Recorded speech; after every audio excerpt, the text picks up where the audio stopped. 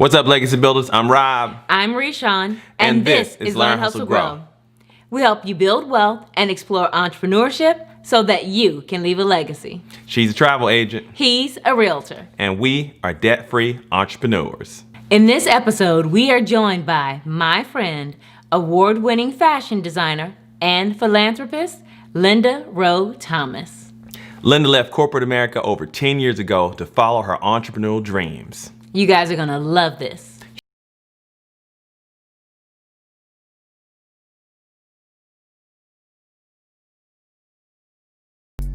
All right, Legacy Builders, we have an amazing entrepreneurial interview for you today. Yes. Linda Rowe Thomas, designer and author and all-around amazing woman, is joining us today to share her story and to tell you guys how you can get started in the fashion business. That's right.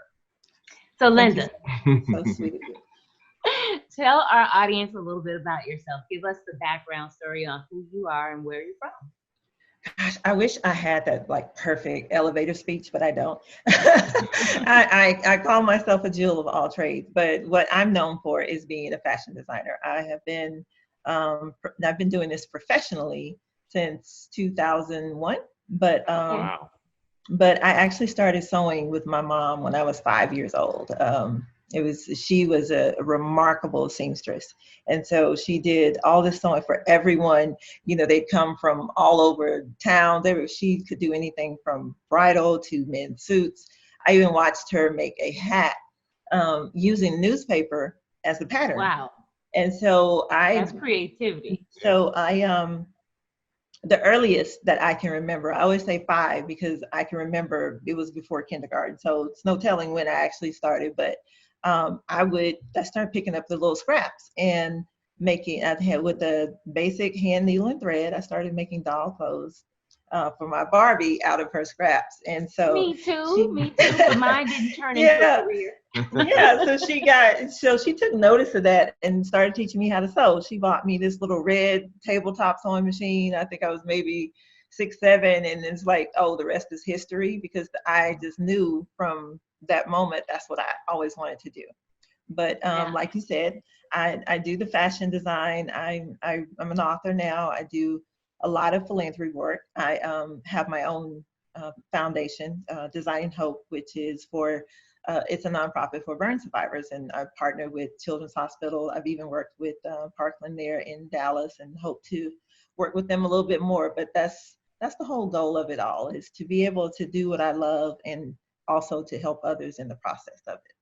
That's amazing, Linda. Now, you and I had the opportunity to meet while working in corporate America here in the Dallas area. Yes. But are you a Texas native? Where are you from originally? No, I'm originally from Texas. I am from a little town called Douglasville, Texas. All right, shout out to Douglasville. Most people know where Texarkana is. It's probably, so it's like right on the outskirts. And I went to high school in Atlanta, Texas. So, I didn't even know there was an Atlanta, Texas. Ellen went to school there. Okay. Yeah, I hear her. Yeah, she went to, I think it was maybe a couple of years or something like that. But she went to high school there. And so that's where I went to high school, all of school, because Douglasville, when I say small, it's like you blink and you miss it. It's that small, 4-way stop and a gas station. Okay.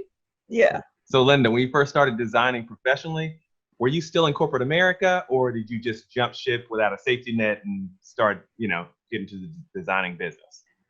Actually, I was still in corporate America because I was working at IBM, and It was, about 2000, they did the downsizing. And at the time, I was over, they called it the orange space.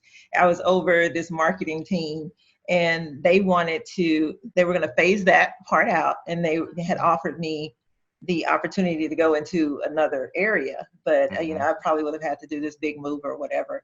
And I said, no, I think I'll take the severance package. So I took the severance package, and I started doing it out of my spare bedroom. Nice. Hey, so, start somewhere. There was a little bit of safety net there, because of the, what am I trying to say? Package? Yes, because of the severance package. Yeah. But then, it was kind of scary, but it was what I had always wanted to do because I did take that route. That's what I went to college for, fashion merchandising. So I was Oh, buying, wow. Okay. and I started my career with Belk. I interned with them in college, and the buyer, she kind of took me under her wing and taught me everything I knew as she knew. And at 22, I was head buyer for Belk stores and for the men's, young men and boys. And from there, I went to Macy's, and I bought for the Macy's and the Galleria, and that's how I ended up at IBM because one of the CEOs came in to get a suit. And I helped her out, and she was like, we were talking, and she's like, well, what are you doing here? And I was like, well, I just moved here. And so, you know, it's buying. That's what I've always done. And she said, I think you would be a great fit for IBM. Okay. And she gave me her card. And believe it or not, you know, when I called, it wasn't just one of those things where they just blow you off. And they called me in immediately, and there I was at IBM. So awesome. They stole you from the entrepreneurship area. Retail. You're retailing. Okay. Yes. All right. So Linda, it sounds like one door closed and another one open. And it sounds like it's been a tremendous blessing for you thus far. So tell us a little bit about why you decided this was the perfect time to start the business. It was something I always wanted to do. And like I said, it was just always there, even though I went a different route, which I don't regret because I learned the business aspect of it. Okay. But it was just that thing where when I left IBM or wherever I was and wherever I was working, I'm at home at night and I'm sketching and I'm painting. And so that was just always a part of me. It wasn't something that just popped back up once that happened. Okay. It was something that was always there, and that desire. And I took it as that time where, you know, sometimes in our lives, we are too afraid to go through the door, and God kind of pushes you on through. And I took that as one of those moments of God pushing me on through. And so I didn't turn back. So you were squeezed out of your comfort zone. Oh, yes, I was definitely squeezed out of my comfort zone. And it was kind of, there was a to be continued to it because I wound up in Little Rock, and the fear of, I don't know anybody here, they don't know me. Excuse me, I did go back to corporate America for 5 months. and I found out I was pregnant with my son, and I was like, okay, God, I see what you're saying. I'm going to just stick with this. And so again, out of my bedroom, I just started doing it and created a collection, wound up at New York Fashion Week. So wow. It's been. How many fashion designers come out of Little Rock? I know there's one that that I know, and because she was on Project Runway, and she was actually the reason I met the producers at Fashion Week, is because she saw some of the things that I did, and she was like, "You're really good. Do you mind if I show your stuff to one of the producers?" It's like, okay, fine. So she did, and they offered me a spot. It was like, do you think you'd want to show? Yeah, I think I will. Wait, so this is while you were working in Little Rock? I wasn't working at the time. This was a little, like I said, I only worked there for like 5 months. Okay. And I was like, no, I'm not going to do that. I've already been saved from this, so I'm not going to go backwards. So I did it, and I don't regret it at all. So, Linda, for our legacy builders out there, this is a community of individuals who are focused on getting their money right and getting started on the path to entrepreneurship. I just want to go ahead and make sure that they know you got your fashion career started in Little Rock, Arkansas, which is not necessarily a fashion mecca or a big place to start in that industry. So what kind of advice would you give for someone who is interested in getting started in this space, and they may feel like they don't have any connections, they don't have any way to, they don't have any way to get started? What would you say? I always tell people, if it's your passion, you do not give up on your passion. I did so much research. You've got to put the work in it. If you get into a difficult place where the answers aren't there, you've just got to be willing to seek them out. And that's what it was really all about, is just, I know I'm in a place where nobody knows what Little Rock is. I remember going to Fashion Week, and they're like, where are you from? And I say, Little Rock. And I'm like, where is that? So We've heard of I it just now. started saying, I'm from Texas. Everybody knows where Texas is. I'm from Texas. But no, but seriously, because the resources, everything is limited. Here, there were no fabric stores. It was the basic Joann's and Hancock's. And of course, if I'm trying to be a couture designer, I'm not going to get my fabric from there. So I just started research. Where do I get the fabric? Where do I get all this? So I would go travel back and forth to New York or to LA to the fabric markets. But that's what it's all about. No matter what your passion is, you have got to be willing to educate yourself and to go that extra mile, because everyone looks at fashion design like, oh my gosh, it's so glamorous. But I think that's any entrepreneur, when you see them, oh, they own their own business. But we know that it's that where you've got to grind. You've got to put it in. Yes, ma'am. I remember saying, oh, I don't want to do this because I don't want to work nights. I don't want to work weekends. Guess what? I'm working nights. I'm working weekends. I'm working holidays. But I love it. And when you do something you love, you'll never work a day in your life. And that is a very, very true statement. So yeah, definitely put in the grind to get the effort and make the effort to get out of it what you want. So if you were a new designer getting started right now, trying to figure out where to go, what would be your first step? Where, do you have any websites you recommend or any schools? Where would you go for the information? Wanting to start your own business, one of the things that I share is that first, fine tune and figure out who you are, who your customer is. So you're a great designer, but it's best that you figure out what your niche is. Am I a gown designer? And so kind of focus on that, and then you expand as things go, as time goes on, and you get better and better at what you're doing. But those are two very important factors, is knowing who you are and who your customer is, and to make sure that you build a solid foundation for your business. Educate yourself rather on, the business license, everything you need that's going to run your business. I always say, and my kids say this too, I see the problem first, and then I work my way out. And so I'm going to look at all the things that can happen, and I'm going to make sure that I have an answer for every one of those things. But I believe that as an entrepreneur, that's the best solution to making sure that you have a solid foundation for your business, is covering all of your putting all your ducks in a row. So speaking of customers, Linda, who is your customer and how do you find them? Honestly, in Little Rock, Arkansas, after, it was such a big deal with someone from Little Rock, Arkansas going to Fashion Week. So it kind of helped me out from that perspective, because they put me on the news, they put me on so I didn't really have to go out and do a whole lot of marketing. They came to me because of, they saw the story and they started coming to me.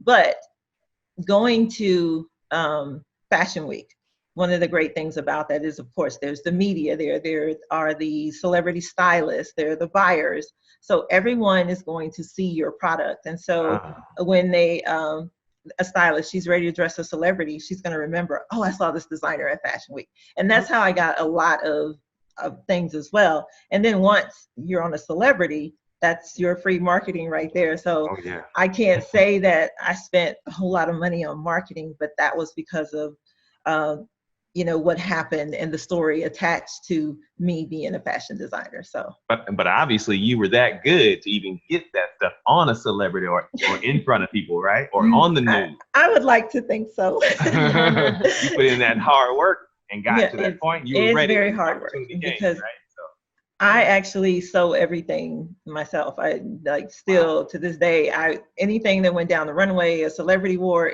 I sewed it myself, the beadwork, everything. So I was very proud. Now I have a question.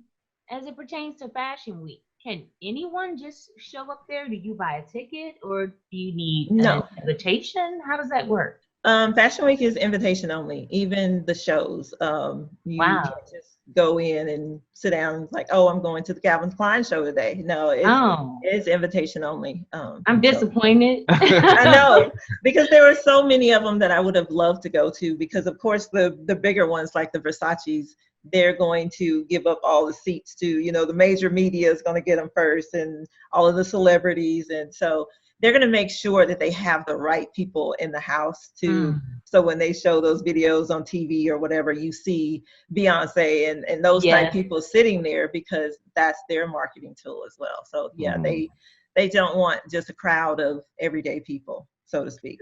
So how do you get the invitation? Is it an online application process? No, like I said, they usually are. What you do is, like during Fashion Week, once the calendar comes out, so you will send out invitations to everyone on your list. So whether it's me or if it's Donna Karen or whomever, their marketing team has like an email list, so to speak, of all of the stylists that they want there, all of the media that they want there. So they send out the invitations. And so, but sometimes they'll have those tickets where, like a blogger, because blogging is really popular now, and that they may send out a ticket, and someone, you might be lucky enough to get in and you can hang out with your girl, and it's like, oh girl, I got this, that kind of thing. So they'll have those standing room only tickets that they'll give up sometimes. Now, as a designer, do you get to take a +1? Sometimes. I have done that. Yes, I have. I'm sure that's not the first time she's been asked that. Yeah, it's been free. I actually, what was it? My second show at Fashion Week, where I was at Skylight West. And so when they were getting ready to do my show, they were breaking down Ralph Lauren's show. And I thought that was like the coolest thing in the world, that I was about to show in the exact same spot that Ralph Lauren was. I know, right? You were like, holy ground. Yeah, but he had already hopped in his limo and whizzed away, so I did not get to meet him. Okay. All right, Linda. So I'm sure our viewers want to know, being that you've come this long way and you this big time fashion design and all that, how much does a fashion designer like yourself make annually? That can vary. Keep in mind, I'm in Little Rock. You're back in Little Rock now? No, that's where I live. Yes. Okay. And my showroom is here in downtown. And so I would say my salary, my annual intake is not the norm, because if I was in Dallas or, LA or somewhere, I'd be killing it. But my specialty is red carpet. And here I've kind of modified it to meet my customer where they are, so to speak, because that is not this marketplace. So I do a lot of prom. I've done bridal. So I don't know. It varies. It's not it's not one of those get rich businesses as people would think. So it could average anywhere from 60 into the 6 figures. So it just, and that's annually. So it just depends. But again, Little Rock is not the marketplace, but I had a lot of clients that were, most of them were out of state, because, and Little Rock is so small too. So yeah. You're definitely not starving though, if you want to be on your own. No, I'm not starving. Okay.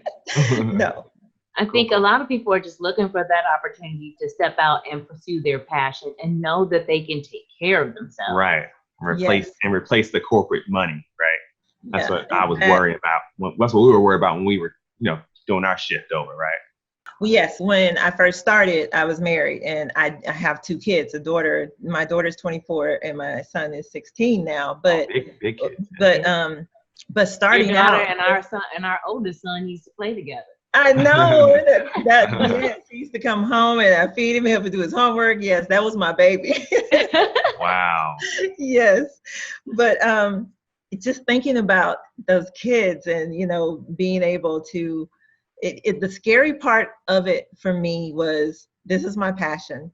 I'm in Little Rock of all places. If something happens, will my passion sustain the ability to take care of my family? Especially when I became that single mother, and it was, so that was the fear in it, is, am I going to be able to take care of them just based on my passion alone? So, but I made it work. And another thing I always say is, God can bless you under a rock. That's my cute little pun that I always throw in there.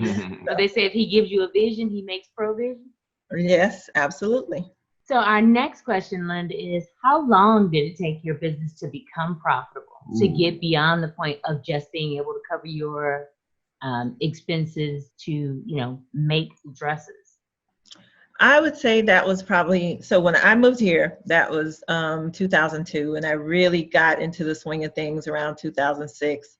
I had a few clients, they would come to my house and I was like, oh, well, now I'm getting too many because I got to not have these strange people in my house. So I was in this little hole in the wall in downtown Little Rock, and 2009 is when I went to Fashion Week. And so it was after that, so probably 2010, 11, where I really started to see the green, Okay. So you held on for a while.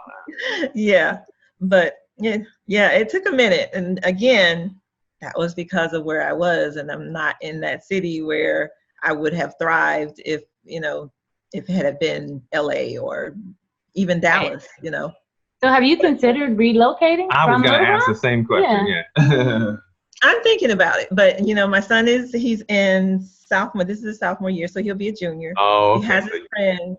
He has the girlfriend, and so I hate to uproot him right now. So I say I'm gonna hang in there at least 2 more years. And Till he graduates, okay. Yeah. So after he graduates and goes off to college, then I'm on to Dallas. I'm definitely thinking about, because that's where all my family is. All of my family. Oh, really? Yeah. Yes. Yeah. Cool. My baby sister is in Grand Prairie, and so everybody, all of my entire family is in Texas. Okay, Linda. So how did you know that you had the right idea when you decided to do this? So do you remember Alex McCord she did The Housewives of New York? And her husband was Simon, and he was real fashionable, and he would, they had this show. But anyway, I'm laying on the couch, and my phone, I was asleep, and then my phone's just going off on us. So I finally pick up my phone, and someone says, "Oh my God, Alex McCord just said your name on The Housewives of New York." But she walked on the show. She walked in my very first showing at New York Fashion Week, and so her and the ladies were on the show, and they were talking about stuff that they did, I don't know, the weekend or something like the past week. And she goes, "Oh, I walked in New York Fashion Week." And they were like, "Really? Who did you walk for?" And she goes, "I walked for Linda Rowe Thomas." And I was like, oh my God, I still have it. How exciting.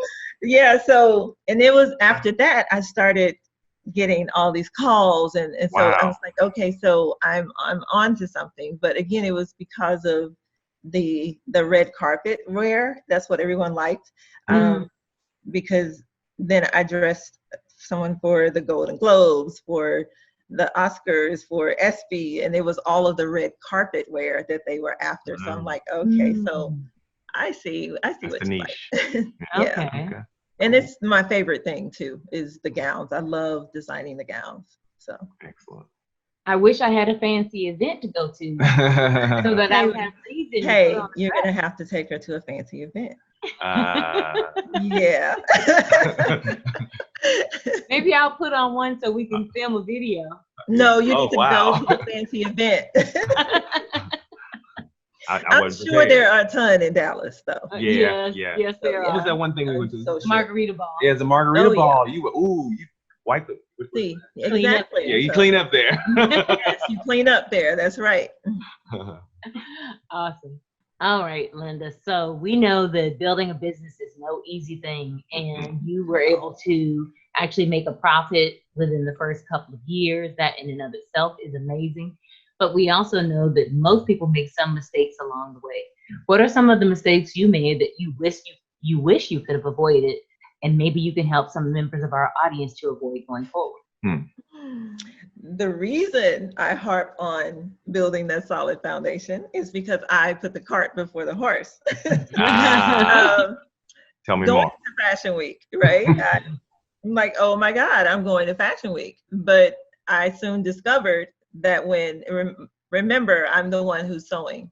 So when buyers and all these people started calling me, there was no way for me to meet the demand. Oh. That was I always say that's my biggest mistake. So that's one thing I tell designers, to make sure that, if you have that amazing product, even if you don't think it's that amazing product, you never know what the public is going to love. Having that looking down the line, the problems down the line, that's why I say that, is because had I had that manufacturer in place, or even knew to think on something like that, I would have been much more profitable in the very beginning. But I don't even want to think about how much money I lost not to meet the demand of all of, and it's like, and in fashion, they say, one day you're in, one day you're out. So if you don't jump on it when you're hot and you're right there in front of them and they want you, there's no guarantee that, the next fashion week, they're going to even care to look at you or attend the show. And so those type of things were scary. But yeah, that was definitely my biggest mistake, is not having all of those little things locked in prior to going. So are you a one-woman show now? Pretty much, but I do have, I had an assistant working with me, which was absolutely amazing. And another thing that I do is I have an internship program, and I'm partnered with all of the colleges here. And there are actually several design components within a lot of these colleges. And so the students get to come over and intern with me for their college credit hours. And so I utilize that a lot. You don't always find the ones that can sew the way I need them to sew, because if I'm doing it on a couture level, you're not always going to find that on a college level, Right. But I enjoy being able to do the sewing, and I'm a little bit of a control freak.